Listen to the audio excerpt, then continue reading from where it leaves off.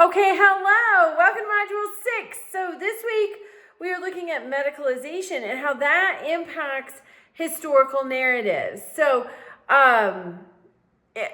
when you're looking at a historical topic, as you've all selected for your project, then you have to look at all the different ways that it's been viewed, and medicalization is one of those ways. Also, this is Module 6 of 8, so peek at that grade book. Are you missing anything? Get it in. I do not penalize for late submission, so you can still have a full credit opportunity for anything you're missing.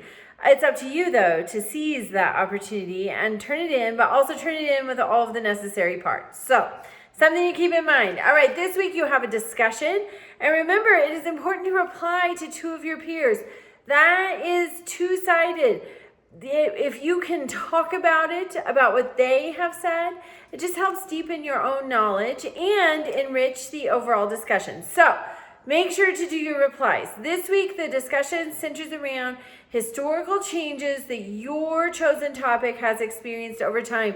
One of the most popular ones is the war on drugs and mass incarceration. So over time, the way that has changed is more of a focus on treatment.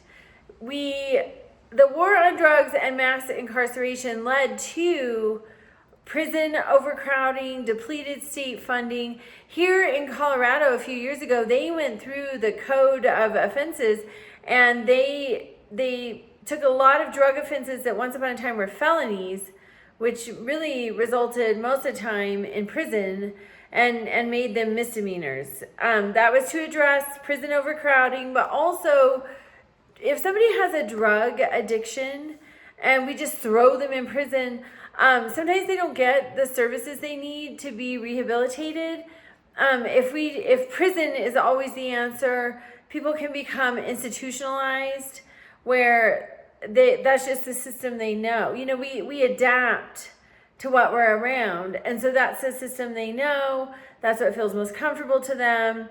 So it wasn't the best course of action. A lot of times a drug addiction can signal maybe some mental, not mental illness so much, but just things that might need to be addressed. The addiction itself is a symptom of something else. There's an underlying condition. And so it's really positive the way that narrative has changed and is continuing to change. As we see treatment, we see vocational training. Sometimes too, our educational system is largely geared toward particular learning styles.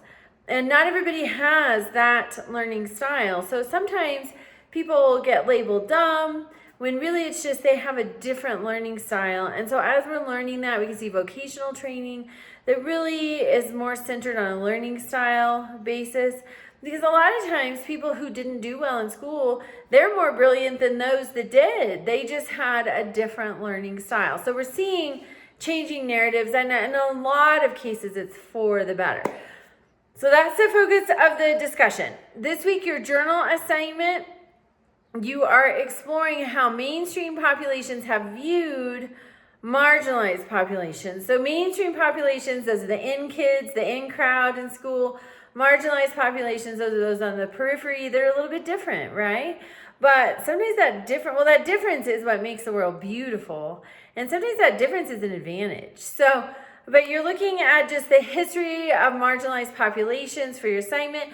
Make sure that you use the guidelines and rubric, and that you meet the source requirement, the word page, the word count, well, not word count, but word page requirement, so that you have the opportunity to get full points on your assignment. All right, reach out with questions and have a great week.